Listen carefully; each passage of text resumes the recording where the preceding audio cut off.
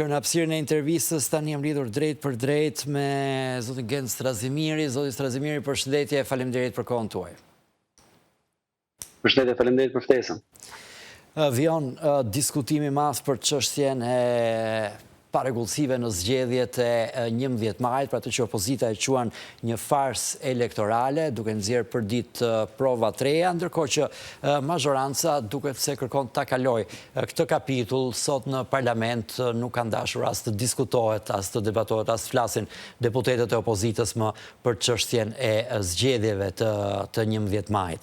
Si e shikoni ju, zoti Strazimiri, këtë proces do të vazhdohet shumë, sa duket në dy linja paralele që nuk takohen njëra me tjetrën mes palëve?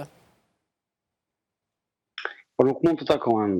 Ajo që ka ndodhur me 11 maj, farsa elektorale, është një krim gjakftohtë, i parapërgatitur me shumë kujdes, me një organizim të shtrirë dhe kapilarizuar kudo ku jetojnë shqiptarët, jo vetëm në Shqipëri, po siç po dalin provat e fundit edhe në diasporë. Dhe kjo është njëra palë, ndërkohë që nëse dikush merret vesh me këta dhe arrin një marrëveshje në kurrizë të votës të lirë, është bashkëfajtor me ta, është bashkëpunëtor, dhe kjo do të ishte e pafalshme. Kështu që unë do doja që çdo analizë që bëhet mbi zgjedhjet, çdo analizë që bëhet mbi situatën dhe mbi zgjedhjet apo për zgjedhjet që do të duhet, rrugët që duhet ndjekë opozita, e cili do faktor tjetër që e konsideron të rëndësishme votën e lirë me një rëndësi etike, sot e mbrapa nuk do të duhet thoshte sipas këtij apo sipas atij. Të gjithë ne duhet të flasim sipas raportit dhe zgjedhjeve paraprake të OSBE-Odhir, i cili në fakt është Bibla e zgjedhjeve. Ajo tregon nëse kemi pasur zgjedhje apo s'kemi pasur, ajo tregon nëse ka qenë farsë apo nuk ka qenë farsë. Çdo bisedë tjetër, çdo zeqin e lëk në për studiot që sponsorizon Edi Rama është thjesht përveç se humbet kohën, po është dhe e dëmshme. Pra opozita do të vijojë në këtë rrugë të saj për këto zgjedhje. Duket se ka. Po nuk mundet mos vijojë. Po patjetër. Duket se ka vazhdimisht fakte të reja. Sot për shembull dita nisi në mëngjes që nga emisioni Flavio Qarit me një intervistë nga më interesantët, po them kështu se ishte edhe zbavitse si intervista ajo, me një person që u bë i famshëm tashmë, që shpërndante postën e DHL-s në Itali, që ka dalë në foto e në takime me deputet Partisë Socialiste, megjithëse deklaronte se vetë ishte kthyer nga Greqia në 2008, kishte marrë financim nga qeveria tërshme për të nisur plantacionet e tij bujqësore, pastaj më përzun në 2018, tha, dhe ika në Itali. Nuk kuptohet se pse kishte nga kjo përzënja i prapë ruante të njëjtat simpatira për ata që e përzun. Ndoshta i vetmi detaj aty që mund të kishte një fije logjike ishte se duket se shqetësimi tim i madh kishin qenë disa kontrolle për kultivim kanabisi në fermën e tij. Nuk e di si e pat ju këtë, si e shikoni ju fenomene të tilla? Çfarë ka ndodhur me votën e diasporës? A do i shkojmë dot ndonjëherë deri në fund në kësaj çështje të votës së diasporës? Si u arrit që të kishim kaq shumë parregullësira, dyshime, shqetësime për këtë votë? Është bërë brutalisht, është bërë hapëzi, e vetëm një gjë transparente në proces është brutaliteti me cilin është deformuar vota e shqiptarëve brenda, po sigurisht edhe atyre që jetojnë jashtë vendit. Sinani nuk është një fakt i ri, është thjesht një simbol i ri i zgjedhjeve 2025, asaj Shqipërisë në vitin 2030. Dy simbole ka tash, është Zegjineja, kooperativisja nga Roskoveci, dhe Sinani, që kanë nxjerrë praktikisht rezultatin e diasporës në bashkëpunim me Tauland Ballë. Kështu që unë nuk besoj se mbasi ka dalë raporti i OSBE-Odhir, kemi nevojë për fakte. Fakti tregon raporti, është grumbullim faktesh, është raporti paraprak i OSBE-Odhirit. Të paktën 7 herë, 8 herë, përmend dy fjalë kyçe, në kundërshtim me standardet ndërkombëtare, në kundërshtim me Kartën e Kopenhagenit apo në mos përputhje me standardet e Kopenhagenit. Varion. Domthonë apo standardet ndërkombëtare në 8 raste. Në një kohë që 5 janë ato standardet kyç për të patur zgjedhje, jo të lira të ndershme, por thjesht zgjedhje. Ka rënë në të gjitha këto qeveria dhe komplet administrata zgjedhore dhe gjithçka tjetër. Në kushtet kur është dhënë porosia të anashkalohet totalisht raporti i gjetjeve të OSBE Odirit, sigurisht që më interesante e bëjnë situatën dhe që ta mbash në vëmendje farsën që ka ndodhur, Sinani me Zegjinen. Sinani dhe Zegjinen ke pasur kudo, në një kohë që Sinaniadën e këtyre zgjedhjeve e kemi parë që të gjithë live tek stadiumi i lërave me dorë Feti Borova, ku ligjoj vetëm 5 dhe zgrodhije i Taulan Balla me gjithë Zeqinet e tjera, ku shikonte që rezultati kishte dalë 93-98%, duar trokitje.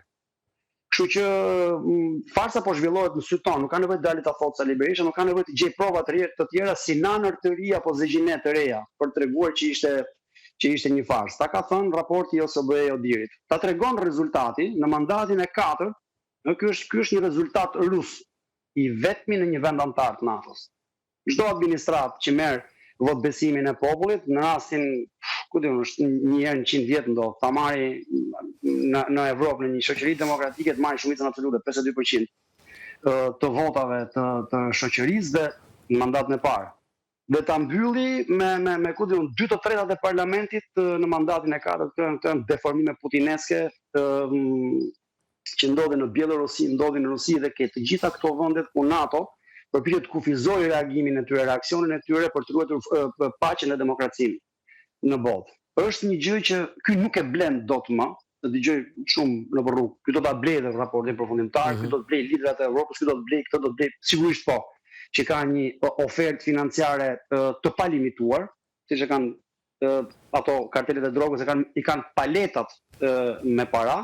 Unë besoj që nuk e blen dot NATO, nuk i blen dot principet e një organizate të tillë, që fakt është një organizatë politike të vendeve dhe shoqërive që ndajnë vlerat demokratike, shenjtërojnë votën e lirinë e individëve dhe nuk e lënë dorë të Zeqineve dhe të Sinanit as të Taulant Vallave. Unë mendoj që sigurisht i duhet shkuar deri në fund kësaj situate, duhet të ketë përgjegjësi penale duke nisur nga Ilirian Celibashi, ka shpenzuar 11 milion, të paktën 11 milion euro të shqiptarëve, pikërisht për t'i siguruar që vota e diasporës është e tillë që do t'ju shkojë deri tek shtëpia, do t'ju marrin firmën e tjerë më radh. Të gjitha kontrata është shkelur në frymë dhe në gërm, brutalisht. Mungojnë minimalisht 61.000 vota shqiptarësh, të cilat pasi ju ka dalë qumshin nënës nga hundët për t'u regjistruar, sipas Ilirian Ceribashit, pas kanë përtuar të vëna të kryqin fletë dhe të çënë në post letrën e DHL-s. E gjitha kjo e kam denoncuar në fakt që ditën e parë, që nuk kishte asnjë logjik, nuk kishte asnjë mundësi të ndodhte, del që na pas ka qenë Sinani, ai që mblidhte me paleta votat e shqiptarëve dhe dilte edhe në Facebook dhe thoshte që ti vënë këto kryqet se mandatin e 4 duhet marri Taulant Valla me gjitha kooperativistë të tjerë, në krye me të krye Rrugaçin, vagabondin, që vazhdon të thotë na dhanë besim shqiptar. Kështu që cili do që tenton ta përkrahë, qoftë në studio televizive, qoftë diplomat huaj, që e urojnë apo ku diun se çfarë thjesht bëjnë qesharak dhe nuk ndikojnë dot as pak në këtë situatë. Nuk e ndihmojnë dot. Po, Partia Demokratike, me që jemi këtë Partia Demokratike, se ka disa gjëra tani, po i çon të gjitha qarqet, po i ankimon, duke kërkuar përsëritje të zgjedhjeve. Çfarë besimi keni ju ndaj vendimeve që do marri KAS këtu në Shqipëri, ndërkohë që pritet raporti përfundimtar i Odirit gjithashtu të vi dhe priten edhe qëndrime politike të shteteve të caktuara pasaj në vijimësi pas kësaj që ka ndodhur. Si shikoni ju këto tre shina, le të themi, të reagimit? Asnjë pritshmëri nuk kam, as nga Celibashi, as nga KAS-i, Celibashin katror. Sigurisht që jo, sigurisht që domethënë fenomenat që përmend OSBE Odiri janë nga tropoja Ndelvin. Administrata ka marrë pjesë masivisht në krah të partisë në pushtet. Shteti ka qenë përballë, si në Kukës, si në Korçë, si në Sarandë, si në Berat, si në Shkodër. Diku ka mbajtur diga i çik më fort, diku nuk ka mbajtur dot diga shpërthyer për zezën e tyre në fakt, se zullumin e kanë bërë jashtëzakonisht madh dhe në fakt më mirë që ndodhi kështu dhe me votën e diasporës që të kuptohet se cila është farsa. Ne kemi detyrimin që në bazë të ligjit shqiptar ti ankimojmë në secilën prej instancave, pavarësisht se unë personalisht nuk kam asnjë besim sepse secila prej instancave të cilat janë të projektuara për tu ankuar janë të gjitha të vendosura me dorë nga Edi Rama, duart e tij të ndyra dhe lojën e tij të ndyrë do të bëjnë. Për fat të mirë ka një raport të OSBE Odirit, i cili sigurisht do të provojë qëndrime politike. Do t'i provojë shumë shpejt, sepse dallimi i një partie dhe një opozite, si kjo e 2025-s, apo qoftë e 2022-shit, gjithsesi pas foltores, në krahasim me atë të para foltores është pikërisht ky. Ka qenë po i njëjti raport, pothuajse ai vitit 2021, po as pas ti askush nuk tentoi nga drejtimi i Partisë Demokratike ta publicizojnë në Evropë të kërkojnë mbështetje politike për të. Ishin të zanë me faktin që duhej vrarë Sali Berisha. Edi Rama nuk ishte prioritet ishte Sali Berisha. Aktualisht në vitin 2025, dhe ky është dallimi thelbësor midis një opozite që vërtet e do vendin dhe do vërtet votën e lirë, ne e kemi paralajmëruar këtë që do të ndodhte. Gjithçka po ndodh. Me 3 rezoluta, 4 rezoluta të ombrellave më të fuqishme të partive të qendrës së djathtë në botë. Ato rezoluta të cilat parashikuan se ç'do të ndodhte, nuk duhen krahasuar me faktet që gjen sot opozita. Duhen krahasuar ekskluzivisht me raportin e zgjedhjeve paraprake të OSBE Odirit. OSBE Odiri për herë të parë, ose më saktë bën shumë rrallë këtë punë, dëshmon, thotë kemi dëshmi të dorës së parë që ka ndodhur 1, 2, 3, 4, 5, të ka listuar dhe ligjet dhe të gjitha dokumentat ndërkombëtare të drejtave të njerëzit, praktikisht gjithçka është miratuar pas lutjes së dytë botërore, nga OKB-ja apo nga instanca të tjera ndërkombëtare që përcaktojnë çfarë janë zgjedhjet, të cilat janë të drejtat e njerëzit, janë 16 copë të shkelura me të dyja këmbët nga qeveria ditën për diell.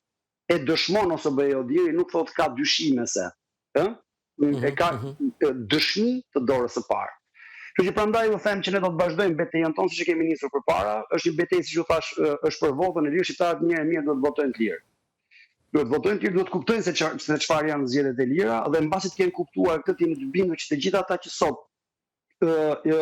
përpiqen t'ju shpjegojnë që fajin e ka opozita që nuk frymëzon dhe jo fajin që shteti është marrë me zgjedhjet. Shteti ka qenë subjekt politik në krah të partisë në pushtet dhe që ka deformuar vullnetin e shqiptarëve është problemi.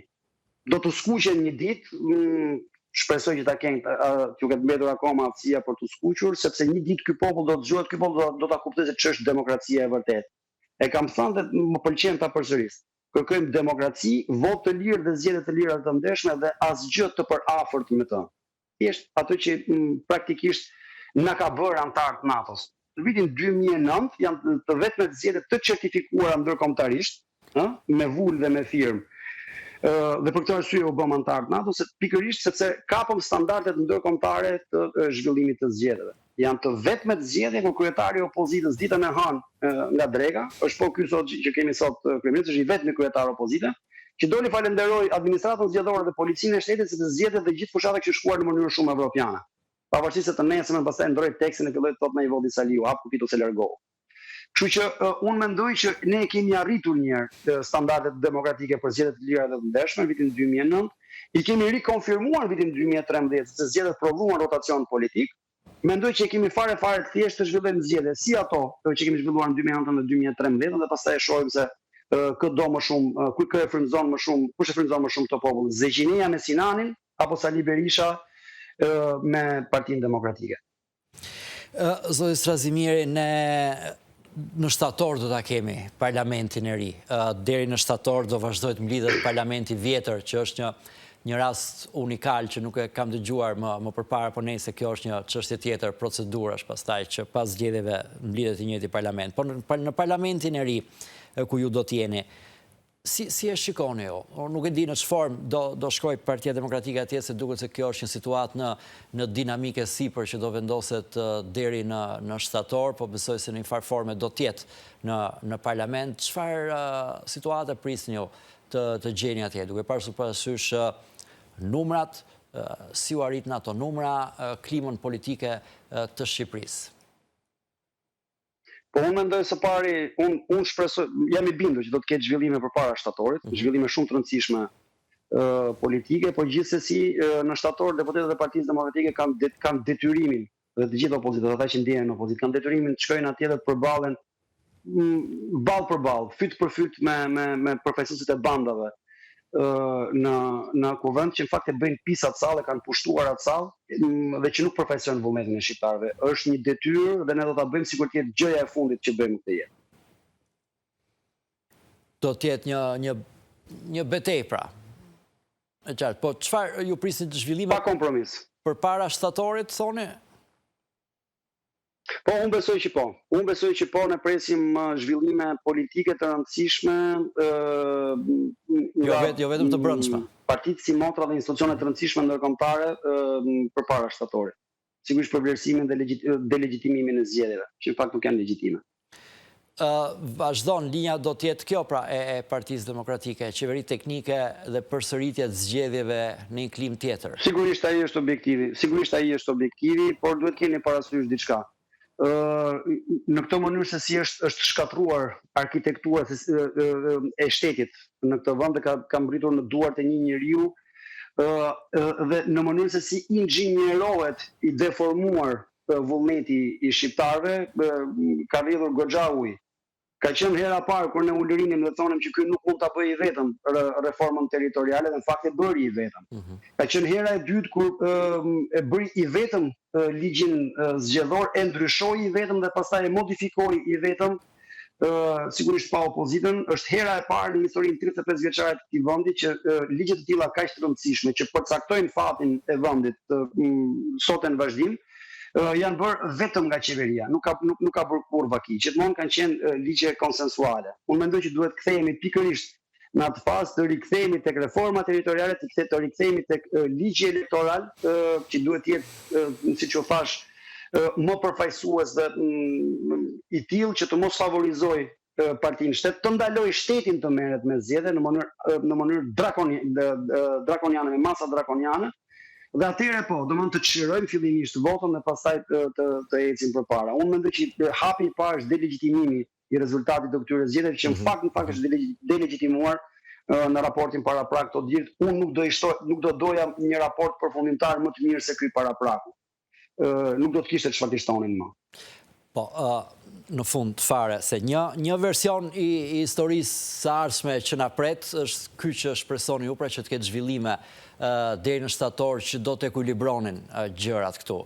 Versioni tjetër është ai që ne do të kemi një mazhorancë me super vota në parlament, një mazhorancë që e ka treguar që është aftë të mbledh edhe ndonjë vot tjetër tek tuk pastaj për të arritur edhe më shumë vota, e drejtuar nga një kryeministër i cili kur opozita doli nga parlamenti tha shumë mirë që doli opozita nga parlamenti, që edhe kur u shkri gjykata kushtetuese tha më mirë djepi bosh se sa shejtani brenda. Jemi në një realitet që për herë të parë në këto vitet e demokracisë son, këtë që kemi, po shohim një mandat të katërt, po dëgjojmë gjëra si policë vullnetar që do të patrullojnë, nuk e di se çfarë do të bëjnë këto.